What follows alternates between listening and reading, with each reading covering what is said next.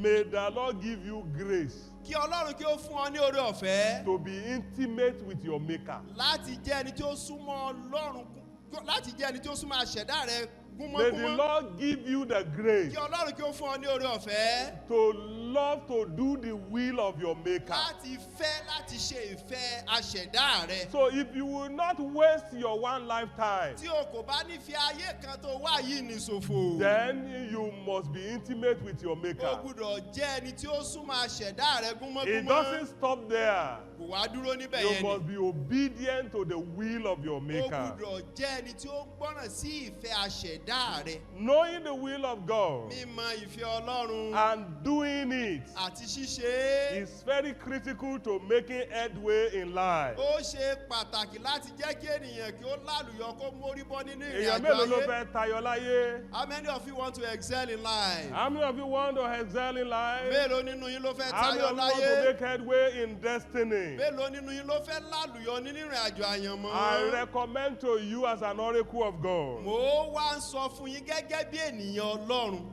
get to know the will of God. Mọ ohun tí ń ṣe ìfẹ́ Ọlọ́run. And how do you do that? Báwo ló ṣe lè ṣe èyí? You must put relationship with God ahead of revelation from God. O gbúdọ̀ fi ìbáṣepọ̀ pẹ̀lú Ọlọ́run ṣáájú ju ìfihàn lọ. Am I talking to somebody? So tí mo ń sọ yé ẹnìkan.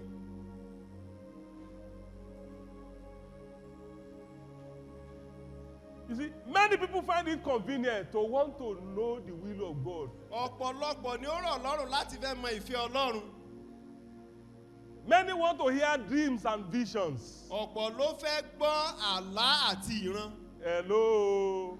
But before that, Ṣùgbọ́n ṣáájú èyí ni your own personal, intimate relationship with God must be your first priority. ìbáṣepọ̀ rẹ gúnmọ́gúnmọ́ pẹ̀lú Ọlọ́run ó ní ó gbúdọ̀ jẹ́ ohun àkọ́kọ́. That's why I said knowing the will of God is a function primarily of your intimacy with your maker. Mímọ̀ Ọlọ́run ó jẹ́ ohun àkọ́kọ́ láti mọ aṣẹ̀dá rẹ kí o sì súnmọ́ gúnmọ́gúnmọ́. But today, Ní òní, we have lots and lots of believers a ní ọ̀pọ̀lọpọ̀ onígbàgbọ́. who are seeking revelation from God, Èyí tó jẹ́ pé wọ́n ń wá ìfihàn láti ọ̀dọ̀ but they Ọlọ́run. are running away from relationship with God. Ṣùgbọ́n wọ́n ń sá fún ìbáṣepọ̀ pẹ̀lú Ọlọ́run. Why? Kí ni ìrèdí They rẹ̀? still want to continue their life of sin. Wọ́n fẹ́ máa gbé ìgbé ayé ẹ̀ṣẹ̀ wọn ni. Because sin and God are not compatible. Nítorí pé ní Ọlọ́run àti ẹ̀ṣẹ̀ wọn kì í gbé pọ̀. So there is no way you can have intimacy with God Kò sí bí o ṣe fẹ́ bá ní ìbáṣepọ̀ gúnmọ́gúnmọ́ pẹ̀lú when you Ọlọ́run. are not ready to drop your sinful lifestyle. Nígbà tí o ò bá ṣetán láti fi ìgbé ayé ẹ̀ṣẹ̀ rẹ sílẹ̀. So your relationship with God should come first. Ìbáṣepọ̀ rẹ pẹ̀lú Ọlọ́run ló You see, gbúdọ̀ jẹ́ when ohun you have àkọ́kọ́. intimate relationship with God, Nígbà tí o bá ní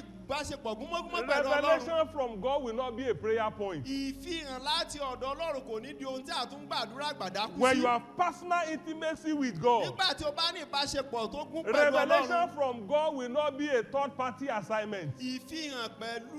Ìfihàn látọ̀dọ̀ Ọlọ́run kò ní jẹ́ pé ohun tẹ́nìkan máa jíṣẹ́ rẹ̀ fún ọ. Hello. Ṣé ẹ gbọ́ mi? You come into my office O wá sí inú yàrá mi. and we discuss, we talk at it, A jọ sọ̀rọ̀ láàrin ara wa. heart to heart discussion. Ní gẹ́gẹ́ bí ẹnì kíní sẹ́nì kejì. Will you come out again from my office Wàá tún wá jáde kúrò nínú ọ́fíìsì and mi. be asking one of my deacons, Àwa mọ̀ bí ọ̀kan lára àwọn díákónì mi. hey, kí tẹ̀ ní dáàdì fẹ́ kí n ṣe? What does daddy want me to do? Hello. Aye. Detour for your God.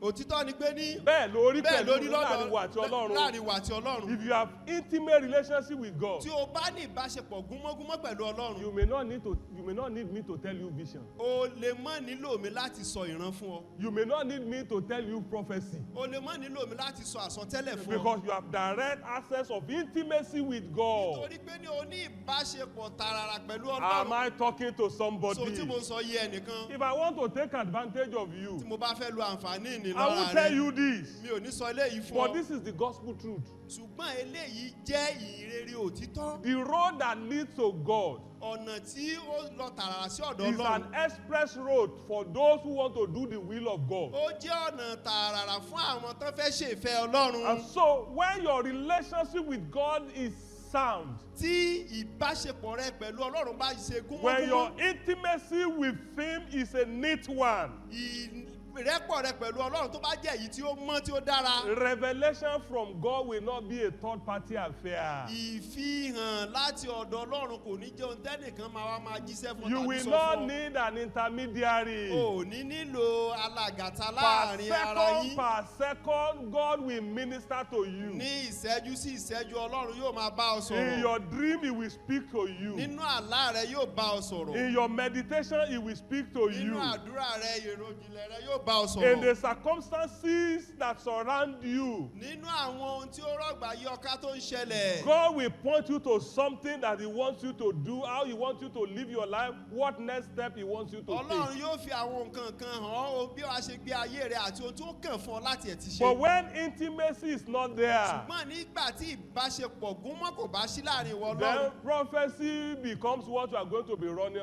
you'll be Àsọtẹ́lẹ̀ running bá jẹ́ ohun after. tí wàá máa lépa káàkiri sókè sódò. When there is intimacy, Nígbà tí ìbáṣepọ̀ bá wà. you don't run after prophecy, you Oh, become ni- the prophet. O ní máa lépa àsọtẹ́lẹ̀ kiri Am I wọ́n talking to pàpà wá somebody? di wòlíì ni. Where there is intimacy, Níbi tí ìbáṣepọ̀ bá you will wà. not run after prophecy, you become the prophet. O ní máa lé àsọtẹ́lẹ̀ kiri wọ́n pàpà wá tiẹ̀ wá di wòlíì alásọtẹ́lẹ̀. So you must put relationship with your maker ahead of revelation from your O maker. gbúdọ̀ mú ìbáṣepọ̀ láàrin wa tọ́lọ́run kó dún gúnmọ́gúnmọ́ ṣáájú So ìfihàn. as you move on this year, Bí o ṣe ń lọ nínú ìrìn àjò ọdún yìí. here is my pastoral counsel. Eléyìí ni ìmọ̀ràn olùṣọ́ àgùntàn mi sí ọ. Gain victory over the tendency of the flesh to reject the will of God.